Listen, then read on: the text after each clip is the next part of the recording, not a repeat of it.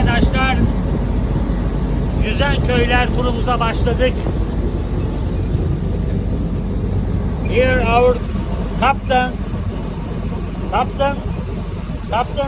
Gusto.